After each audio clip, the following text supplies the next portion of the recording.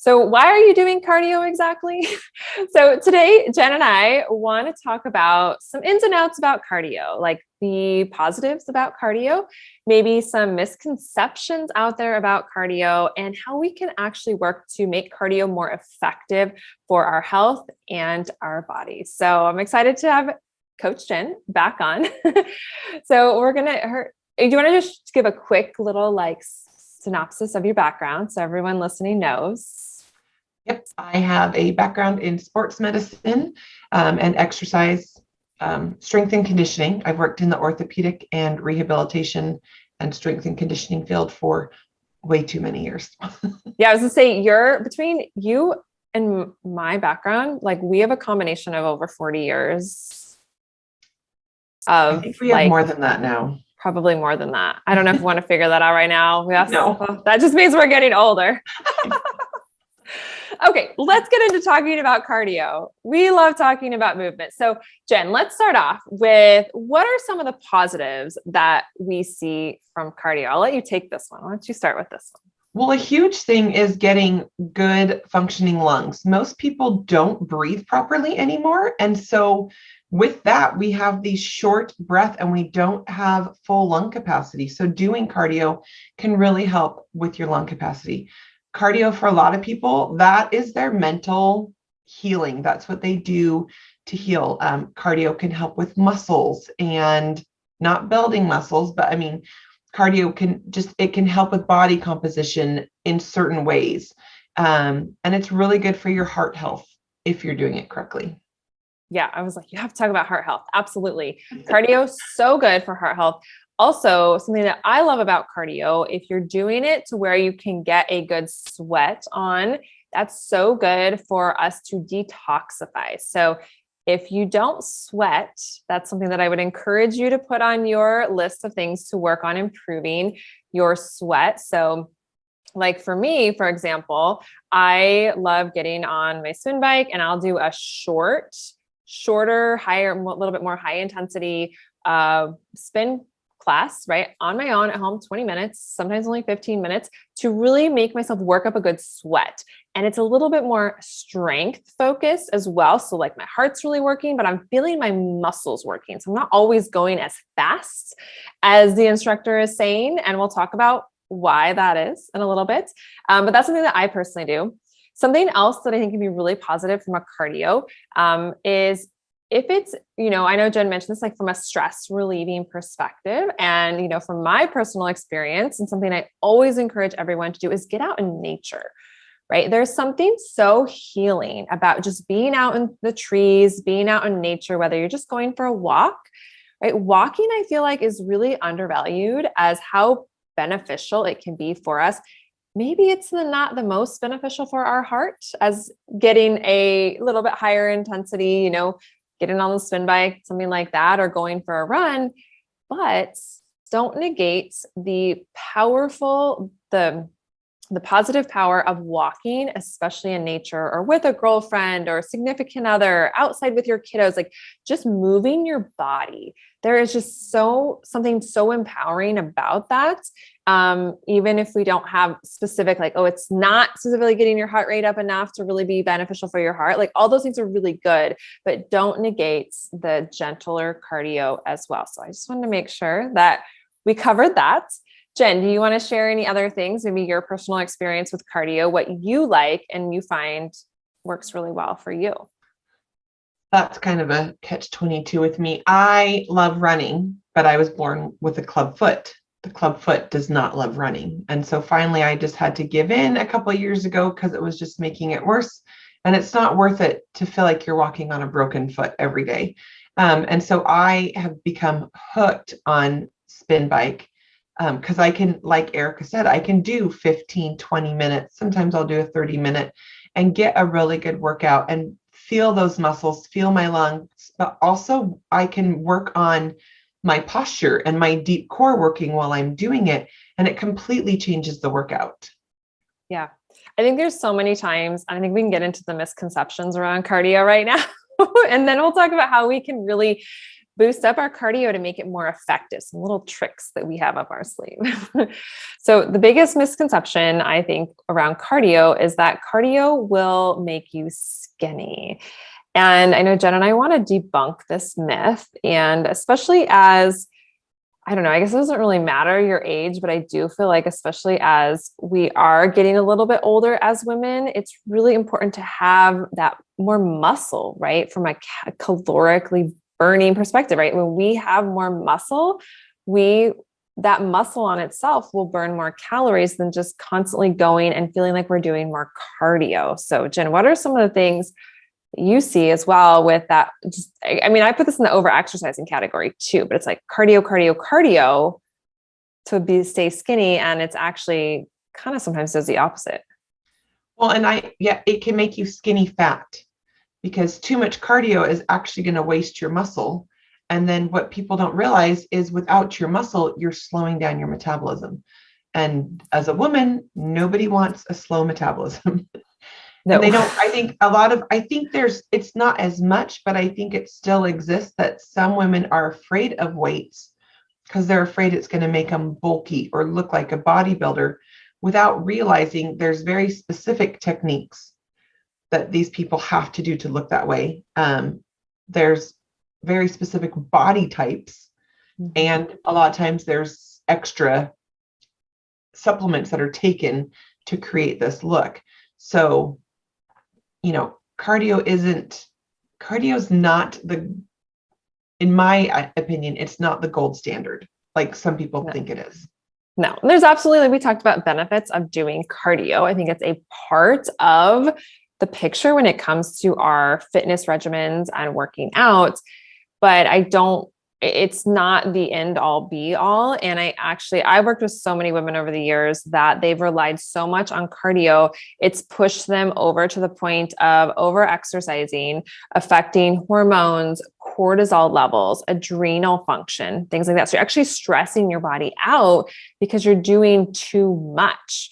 And also too, I think so many times too, when we talk to like moms and that after having babies, right? And they looked like, gosh, I got to get back to running, get back to doing all that cardio to burn the calories. And the reality is when your body's already tired and you're depleted, and then we're stacking on that added stress load of doing cardio, especially intense cardio, that really can deplete the body. We don't talk enough in the world of movement, the world of fitness, about women and being depleted. And I see it time and time and time again. And so the interesting thing is when we actually back off on the amount of cardio you're doing and bring it down to a manageable, more healthy level for your body, guess what? That's actually where, especially if a woman has weight to lose, that's actually when I'll see her lose weight, not by her adding more cardio. Okay. Now, if you're someone who is too thin and you're doing a bunch of cardio, then it really could be messing with your hormones and cortisol and adrenal. Like if you're just feeling tired all the time, don't go out and just keep adding a ton of cardio. You actually need to pull it back and focus more on some more manageable foundational, strength training levels. And I know if you listen to our first episode we did where we talked about high intensity training before you go off the other side and be like, okay, well now I'm going to put all my energy from doing lots of cardio into lots of high intensity lifting and all that kind of stuff. So like we have to find a manageable space with this. But yes, over the years, I would not say cardio is a piece of the picture, but we cannot rely on it. Specifically if we're talking weight loss or even weight management. There's so many other pieces. Exercise itself is a part of the picture, but I think for so many, especially if we've had that go hard or go home mentality since we were young, we can put a little bit too much weight in our actual fitness, and we're negating maybe our sleep and our stress and our nutrition and things like that. So those are my thoughts. And it can be, certain forms can be super hard on the joints, but I also think an excuse I've heard a lot from clients or patients in the past is, well, I can do cardio anywhere. Well, I can also do a full-on strength workout anywhere in the tiniest, like in a bathroom, I can do a strength workout. So it's really where your priorities lie, I think. Yeah, absolutely. I would totally agree with that. You kind of mentioned muscle wasting, but I think we should hit on this a little bit more because again, at any age, but it definitely, as we get hormone shifting around that perimenopause and beyond that, women start to lose estrogen. This is where it's even more important to really focus on, do we have a solid program of strength training so that we're not losing our muscle mass, because as we're losing muscle mass, we also can be losing bone density. They can go hand in hand. And so this is where so many times we get fixated at a young age on the physique, right? Of looking a certain way or being super skinny or whatever it might be. When the reality is, I hope we can shift that to like looking healthy and looking strong and being empowered. And part of that is having muscle, ladies. Like that is really darn sexy, if you ask me. I think that is so important, and we can ebb and flow with our health. And maybe, even if you've maybe had, some health thing go on, right? And you feel like, gosh, I've gotten so weak and it's really hard. So many times you have to it's like getting started, one foot in front of the other to do something, but we need to really work on prevention of muscle wasting. And that's what cardio does, especially if you're on that spectrum of over exercising and overdoing cardio. I like the example of, if you look at a professional like marathon runner versus a sprinter, their body types are like the complete opposite. I'm not saying like one is way better than the other, but I just think that's a good visual for people to understand, like running all the time or lots of cardio is going to get you potentially too thin and not much muscle to really protect your body and to burn the calories that you want, especially when if you're not a professional athlete, like that's a whole different conversation, versus like someone who's doing like sprint training and things like that. They've got a lot more muscle on their body and ultimately they're a lot stronger. And I think that we have these conversations a lot, in core rehab and core studio. It's about being strong so that you can function in life. So it's like, okay, asking yourself the question of, well, why am I doing all this cardio? Like if you can just start asking yourself, well, why? And if you're finding that it's like, oh, because it's something I've been doing forever and I just like, I have to do it. And it, whatever the reason is, like dig into that and then start to reevaluate, is it time for me to start to shift up what I'm doing within my cardio? Because again, it's not about like not doing it. Again, we have to get rid of that all or none mindset. We have that conversation all the time, right, Jen? Yeah. Like all or none. And it's like, we have to let that go. And I just see, I will hear women, I literally be having a conversation with them and they're like, oh, but I'm all or none. I either have to be in or I have to be out. And I'm like, okay, like that's a really crappy attitude. Can I just say that? That's a really crappy attitude to have. You did. I'm saying it. It is. And the reason I say it with love, because it's what really we need to hear to help us to shift our mindset out of that, gosh, we have to go for that like long run, which then may leave you in pain. And let's start talking about pelvic floor dysfunction, because this is one of our favorites, of our favorites. And we have this conversation all the time where we have women that will come to us and like, okay, well, so yeah, I pee my pants, a little bit sometimes when I run, but other than that, I feel fine. So I can just keep running. Right. And it's like, I know they're asking the question because I want us to give them permission to keep running, and they know what the answer is, right? Every time they know the answer is, well, you know what? That's a sign that your body is communicating with you and telling you something has to shift right now.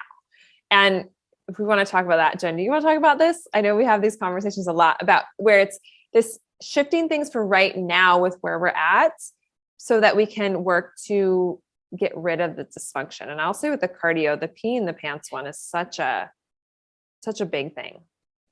And it doesn't have to be, you might have someone listening and they're like, well, I'm a swimmer and I swim all the time and I don't pee my pants in the water. Okay, well then do you sneeze and pee your pants? Are you running after the dog or the kids and you pee your pants? If there's pelvic floor dysfunction, there's pelvic floor dysfunction. And I think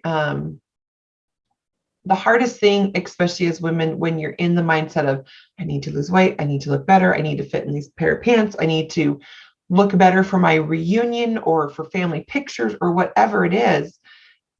If your body's telling you something, you have to listen. Because if you keep there's my favorite Far Side was a guy pushing on a door to get in. And I can't remember, but it's like School for the Dumb. And what's the word I want? It's But like, it basically, says push and he's pulling or something yeah. like And it's that. like doing the same thing over and over, and you're going to get the same result. So if your body's telling you something, try something different, listen to it, and do the easier, gentler stuff to fix your pelvic floor. And then you can add back running, but you're also going to enjoy doing like an every other day thing with those movements that help heal the pelvic floor and strengthen your deep core and your overall body. I know. Let's talk about form. I want to talk about form with cardio, and we can talk about running for a second. Since we're kind of talking about running. So something that I see with runners is overuse of hip flexors, psoas, fascial line that gets really tight. That can start causing back pain, hip pain, knee pain, things like that. And we don't do enough work on strengthening and checking the balance of the hamstrings. And then the underside of the glutes, ladies, as well as the lateral hip stabilizers. Like those are some weak spots I really see in women who do a lot of running. And if we're having any pain with running and we're not balancing out with some gentle strength movements to build up more stability and strength to help hold our pelvis where it needs to be and keep our bones in the right place, then again, it's that whole thing of like just constantly running, or, whatever movement it is overuse and can lead to injury.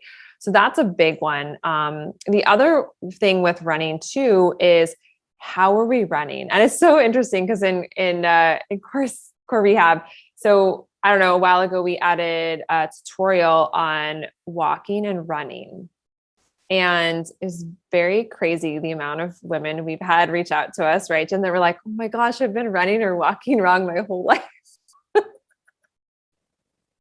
Yes. Like it's crazy. But again, this is where I want to always empower everybody. Just because you've been doing something the certain way since you were 12, it doesn't mean it's right.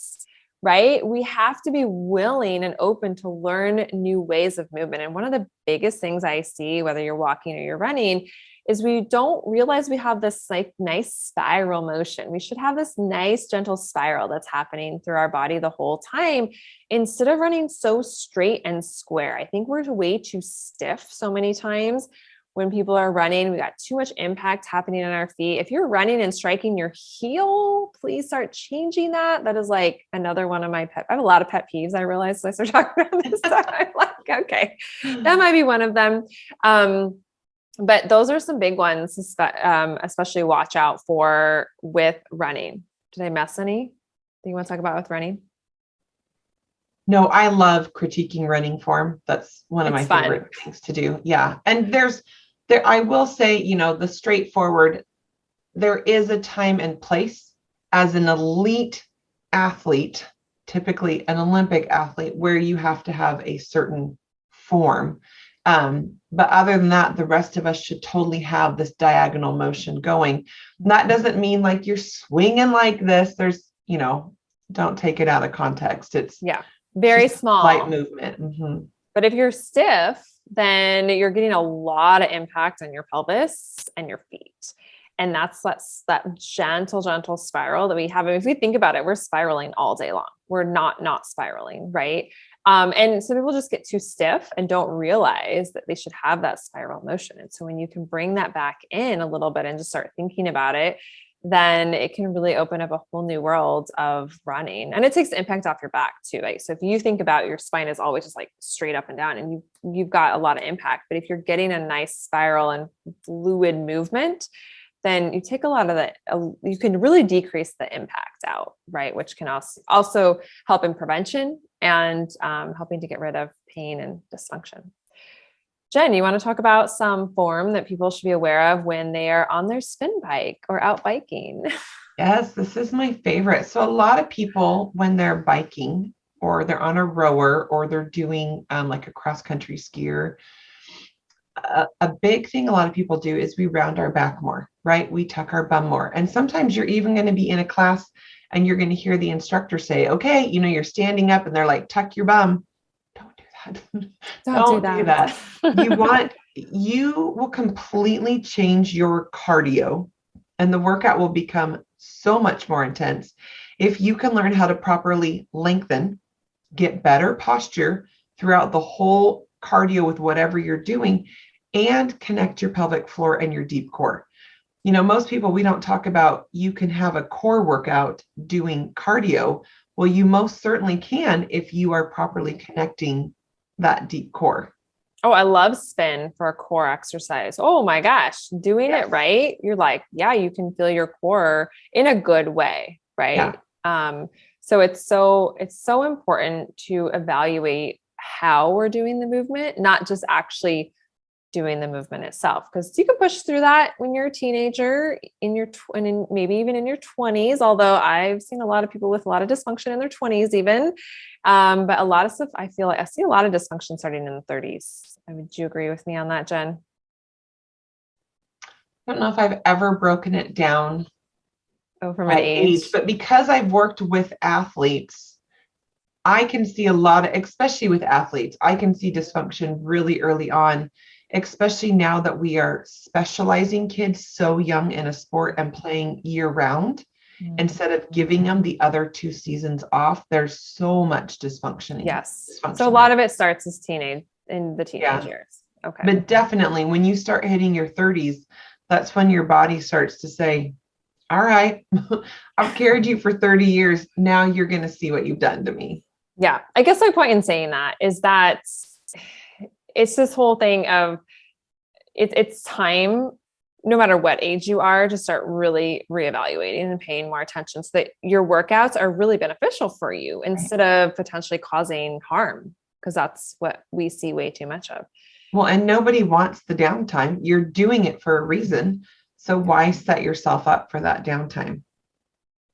But if that downtime would actually get you better results and we can learn to be patient with our body and actually let it heal. No, I mean, don't get injured as the downtime. Oh, gotcha. Don't set yourself up for that injury to where now you've had surgery or, Yes. you can't do something. Oh yeah. Surgery is a whole nother conversation. We'll table that one for another day. Yeah. Okay. So I want to talk about a couple other cardio type movements. So talked about running. We talked about spin. So the stair climber or doing stairs doesn't really matter, either one. So something when you're doing stairs to pay more attention to is that you're actually activating your hamstrings and that underside of your glutes. And like we've already said, not tucking your butt, right? So it's like when you go up that stair, you want to feel like you want to pull that femur and sits bone slightly back and up, right? And again, very small movement. It's not like you're actually going to like see your butt go way back. It's literally you learning how to activate that connection, because what happens, what we see a lot of, if we're doing it wrong, is you'll see that bum tucked a little bit and you'll feel just your quad and potentially even hip flexors and low back, right? That sense of where we tend to overcompensate with our movements in general. And so when we can start to pay attention to, oh, maybe we got to slow it down, right? Like sometimes on the stair climber, like instead of going super, super fast, you're trying to get all those floors in or whatever it is, right? Slow it down and actually break it down, like really tune into your body. Like, where am I feeling this work happening? Oh, and maybe like, oh yeah, I am feeling it in my back. Like Erica said, okay, so how do we fix that? We have to adjust our form. Maybe you have to go even slower, right? And I know it's so hard. I know it's hard because mentally you're like, no, this can't be. But that's ultimately what needs to happen so that you can actually work to strengthen the right muscles. And then the next day, be like, oh, there's those hamstrings. I woke up those hamstrings. And I will say, sorry, this just kind of came to me and I want to kind of interject this back kind of with our running, but because it applies with the stair stuff too. Hamstrings, work those hamstrings, ladies, because I see this in my teenage girls I'm working with. Their hamstrings are not working.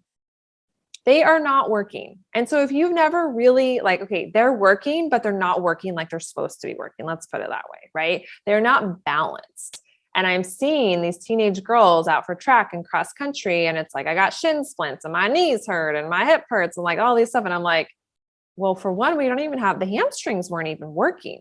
I just really thought of that when I'm like talking to all the hamstrings on the stair climbing, that hamstrings are so important to get and activate them. And that's why we have to have the balance of learning how to strengthen the right areas of our body, which can ultimately really, really help make our cardio sessions so much more powerful and beneficial in way less time, ladies. We're here to maximize your time. Yeah. Well, and women naturally are quad dominant because of our pelvis and that angle. And most are taught to move wrong or not taught at all and kind of do their own thing.